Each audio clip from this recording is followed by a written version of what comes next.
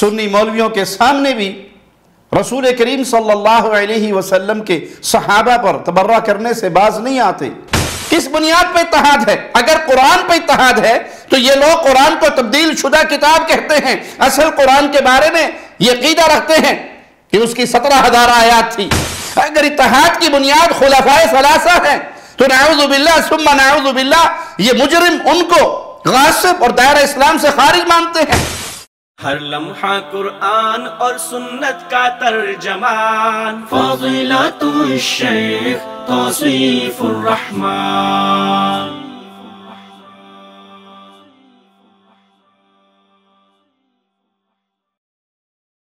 السلام علیکم ورحمۃ اللہ وبرکاتہ۔ ان الحمد للہ نحمدہ ونصلی علی رسولہ الکریم، اما بعد۔ حال ہی میں ایک مشہور متعصب رافضی جواد نقوی نے اپنے ادارے میں ایک کانفرنس منعقد کروائی جس کا نام وحدت امت رکھا گیا۔ یہ رافضی مجرم سادہ لوگ اہل سنت کو یہ لالی پاپ دینے کی کوشش کرتے ہیں کہ ہم تو اتحاد کے خواہش مند ہیں، لیکن رافضیت کی زبان سے وحدت اور اتحاد کی باتیں اچھی نہیں لگتی، کیونکہ یہ مجرم امیر المؤمنین خلیفہ بلا فصل ابو بکر صدیق رضی اللہ عنہ وارضاہ کی خلافت کو امت مسلمہ میں ٹوٹ پھوٹ کا باعث بتلاتے ہیں۔ وحدت کی اساس اور بنیاد یہ تو اللہ کی توحید پہ ہے، احترام صحابہ امہات المؤمنین پہ ہے، اور جو لوگ ایسی مجالس میں جہاں شرک اکبر کے نعرے بلند ہوتے ہوں یا علی مدد کی صدائیں بلند ہوتی ہوں اور صحابہ کی توہین ہوتی ہو، وہاں پر ایسے لوگ بھی بیٹھے ہوں جو توحید کے دعوے دار اور صحابہ سے محبت کے دعوے دار ہوں، تو ان کو ہوش اور عقل کے ناخن لینے چاہیے کہ وہ کون ہیں اور کس مجلس میں بیٹھے ہیں۔ رافضیت کی خباثت کا یہ حال ہے کہ یہ وحدت امت کے نام سے کانفرنس کرتے ہیں اور نام نہاد ضمیر فروش سنی مولویوں کے سامنے بھی رسول کریم صلی اللہ علیہ وسلم کے صحابہ پر تبرہ کرنے سے باز نہیں آتے۔ ان کی گندی اور ناپاک زبانیں، اس سے رسول اللہ صلی اللہ علیہ وسلم کا گھرانہ بھی محفوظ نہیں رہتا۔ تو جن کے سینوں میں اصحاب محمد کا بغض ہو، جن کے سینے اصحاب محمد صلی اللہ علیہ وسلم کے بغض سے جل رہے ہوں، کوئلہ ہو رہے ہوں، ایسے ناعاقبت اندیش روافض سے عام مسلمانوں کی ہمدردی اور عام مسلمانوں کے لیے احترام کی توقع کرنا اندھے کو اندھیرے میں بہت دور کی سوجی اس کی مصداق ہے۔ تم سمجھتے ہو کہ یہ وحدت امت کے نام پہ آج مسلمانوں کے خیر خواہ ہوں گے جو کائنات کے سب سے پہلے ایمان لانے والی جماعت امام الانبیاء پر، ان کے خیر خواہ نہیں، ان کے ایمان کو تسلیم نہیں کرتے، وہ تمہارے خیر خواہ ہوں گے؟ ایسی کانفرنسوں کو وحدت امت کا نام دینے کی بجائے محبان صحابہ اور دشمنان صحابہ کے اتحاد کا نام دینا چاہیے۔ اور ایسے اتحاد کا مطلب یہ ہے کہ اہل سنت اپنا مقدمہ کمزور کر چکے ہیں، بلکہ اپنے مقدمے سے ہاتھ صاف کر چکے ہیں۔ ہمیں بتلائیے تو صحیح کس بنیاد پر اتحاد کی بات کرتے ہو؟ اگر اتحاد اللہ کی توحید پر ہے، لا الہ الا اللہ پر ہے، تو یہ سیدنا علی کو مشکل کشا، حاجت روا، آسمان بنانے والا، زمین بچھانے والا اللہ کا شریک بناتے ہیں۔ کس بنیاد پہ اتحاد ہے؟ اگر قرآن پہ اتحاد ہے تو یہ لوگ قرآن کو تبدیل شدہ کتاب کہتے ہیں، اصل قرآن کے بارے میں یہ عقیدہ رکھتے ہیں کہ اس کی 17,000 آیات تھی۔ اگر اتحاد کی بنیاد حدیث ہے تو یہ آپ کے حدیث کے مصادر کو نہیں مانتے۔ اگر اتحاد کی بنیاد خلفائے ثلاثہ ہے تو نعوذ باللہ ثم نعوذ باللہ یہ مجرم ان کو غاصب اور دائرہ اسلام سے خارج مانتے ہیں۔ اگر اتحاد کی بنیاد باقی صحابہ ہیں تو ارتد ارتد الناس بعد النبی الا اربع، 4 کے علاوہ سارے مرتد ہو گئے تھے۔ یہ صحابہ کو نعوذ باللہ کافر اور مرتد سمجھتے ہیں۔ اگر اتحاد کی بنیاد اہل بیت ہے تو یہ ظالم، یہ مجرم گروہ رسول اللہ صلی اللہ علیہ وسلم کی زوجات کو، مومنوں کی ماں کو اہل بیت نہیں مانتے، بلکہ معاذ اللہ ثم معاذ اللہ ان کی طرف بدکاری اور بے حیائی کی نسبتیں کرتے ہیں۔ اگر اتحاد کی بنیاد رسول اللہ صلی اللہ علیہ وسلم کی بیٹیاں ہیں تو یہ مجرم گروہ اللہ کے پیارے نبی صلی اللہ علیہ وسلم کی 3 بیٹیوں کو رسول کی بیٹیاں تسلیم نہیں کرتے۔ کس بات پہ اتحاد؟ ہاں ایک ہی بات پہ اتحاد ہو سکتا ہے کہ آپ عدالت صحابہ کا دفاع کرنا چھوڑ دو، دفاع صحابہ کے مشن سے پیچھے ہٹ جاؤ، صدیق کی صداقت، فاروق کی عدالت، عثمان کی سخاوت، عائشہ کی عفت کا نعرہ لگانا بند کر دو رضوان اللہ علیہم اجمعین۔ کبھی یہ تو غور کرو کہ جو رسول اللہ صلی اللہ علیہ وسلم کے صحابہ اور آپ کے ساتھیوں کے دشمن ہیں وہ آپ کے ہمدرد کیسے ہوگے؟ جواد نقوی کے ہاتھوں کو چومنے والوں، اس کو اپنا رہبر اور رہنما سمجھنے والوں، اس کے ساتھ اتحاد کی پینگیں بڑھاتے ہوئے اپنے طلبہ کو اس کے وفاق کے ساتھ شامل کر دینے کی باتیں کرنے والوں، انشاءاللہ میں آپ کو یقین دلاتا ہوں اگر کوئی فنی مسئلہ نہ ہوا آپ کے لیے اور کوئی ایسی پابندی نہ ہوئی تو انشاءاللہ مجمع المدارس کو میں یقین دلاتا ہوں متحدہ جمعیت اہل حدیث پاکستان سے وابستہ سارے مدارس انشاءاللہ میں آپ کے ساتھ جوڑ دوں گا۔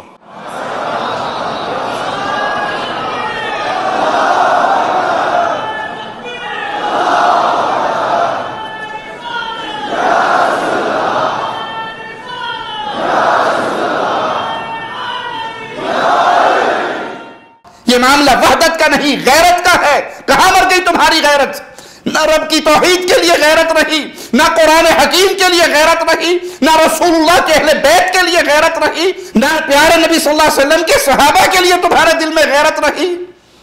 جب تمہاری موجودگی میں ایک گھٹیا اور بد زبان ایک اینکر مظہر اٹھ کر صحابہ پر الزام عائد کرتا ہے اور انہوں نے معاذ اللہ نبی کریم صلی اللہ علیہ وسلم کے اہل بیت کے گھرانوں کو اجاڑنے والا صحابہ کو قرار دیتا ہے، سیدنا علی کو ممبروں پہ گالی دلوائی، یہ بد عقیدہ رکھتے ہیں اور اس پر بس نہیں کرتا بلکہ جنگ احد میں شرکت کرنے والے اصحاب مصطفیٰ پر اپنی خباثت کا اظہار کرتا ہے۔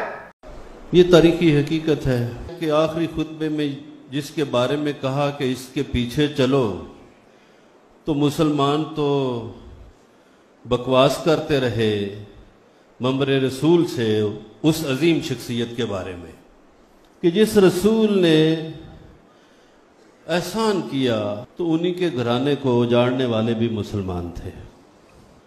یہ سب کو پتہ ہے، میں تاریخی حوالے دوں گا پھر بات الجھ جائے گی کہ اس وقت بھی مسلمان مال کے پیچھے چلے جاتے تھے، احد میں بھی مال کے پیچھے گئے تھے اور پھر اس کے بعد بھی مال کے پیچھے گئے تھے۔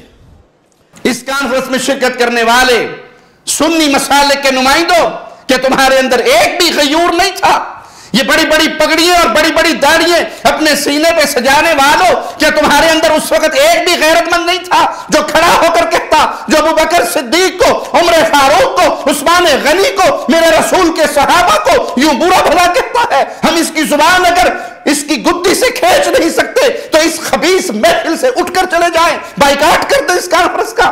کیا تم میں سے کوئی اٹھ بھی نہیں سکتا تھا؟ ایمان کا آخری درجہ بھی نہیں تھا کہ جب تم برائی کو دیکھو اپنے ہاتھ سے روکو؟ اس مظہر خبیث کی زبان تم اپنے ہاتھ سے نہیں روک سکے تو زبان سے منع کرو، زبان سے منع نہیں کر سکے کم از کم اٹھ کے ہی چلے جاؤ۔ اور یہ ایمان کا آخری درجہ ہوتا ہے کہ برائی کو دیکھو، ہاتھ نہیں کام کر سک رہا، زبان نہیں چل رہی تو کم از کم دل میں برا جانو، اس محفل کو چھوڑ دو۔ تم نے کس جگرے کے ساتھ صحابہ کی توہین اس بڑی محفل میں سنی، سینکڑوں کے مجمع میں سنی، کہاں گئی تمہاری غیرت؟ تم میں کوئی ایک ایسا غیرت مند عالم نہیں تھا جو اس جاہل کو سمجھاتا اور اس کے آقاؤں کے سامنے اہل سنت کا مقدمہ پیش کرتا؟ جب آپ کے سامنے شرک اکبر ہو رہا ہو یا علی مدد کے نعرے لگ رہے ہوں اور آپ دفاع کی جرت نہ رکھتے ہو عقیدہ توحید کی، آپ کے سامنے صحابہ کی توہین ہو، احد کے اندر شریک ہونے والے اہل ایمان کی توہین ہو اور آپ کو دفاع کرنے کی جرت نہ ہو، ایسی مجالس میں جاتے کیوں ہو؟ صرف جیب بھرنے کے لیے؟ کہ ایمان کی بھی کوئی قیمت ہوتی ہے؟ جہاں تک بات ہے صحابہ اور اہل بیت کے تعلق کی، تو یہ مقدمہ ہمیں دہرانے کی ضرورت نہیں. ان کے درمیان کی محبتیں، الفتیں، رشتہ داریاں، اس پر شیعہ اور سنی تمام کتابیں دلائل سے بھری پڑی ہیں. ہم اس کی تفصیل میں نہیں جاتے. صرف اور صرف ایسے پروگراموں کی زینت بننے والے اہل سنت کے علماء کو ہمدردانہ دعوت فکر دیتے ہیں. پروفیسر حافظ عبداللہ بہاولپوری رحمہ اللہ کا وہ جملہ دہراتے ہوئے کہ ایک لکڑی ٹیڑھی ہو اور ایک سیدھی ہو، اس پہ کیل مارنے کا اگر کہا جائے تو کیل نہیں لگائی جائے گی، پہلے رندہ مار کے اس کا ٹیڑھ نکالا جائے گا، پھر سیدھا ہوگا. یہ شرک سے توبہ طائب ہو، یہ قرآن حکیم کی تحریف کے عقیدے سے توبہ طائب ہو، یہ صحابہ کی تکفیر کے عقیدے سے توبہ طائب ہو، یہ رسول اللہ کی بیویوں کو اہل بیت میں مانے، یہ رسول اللہ کی بیٹیوں کو تسلیم کریں. یہ بنیادی باتیں اگر اس پہ اتفاق ہو، پھر اس کے بعد معاملے کو آگے بڑھایا جا سکتا ہے، پھر ان کے ساتھ مجلسیں ہو سکتی ہیں. لیکن یہ شرک پہ باقی ہو، صحابہ کی توہین پہ باقی ہو، تمہاری موجودگی میں تمہاری غیرت کو للکارتے ہوئے وہ صحابہ کی توہین کر جائیں اور تم گونگے شیطان بنے بیٹھے رہ جاؤ، تو پھر اس کانفرنس میں جانے کا مقصد اور مطلب کیا ہے؟ رہی بات جنگ احد میں شرکت کرنے والے بعض صحابہ کی، تو اللہ تعالیٰ نے ان کے لیے عام معافی کا اعلان فرمایا. ان الذين تولوا منكم يوم التقى الجمعان انما استزلهم الشيطان ببعض ما كسبوا ولقد عفا الله عنهم ان الله غفور رحيم.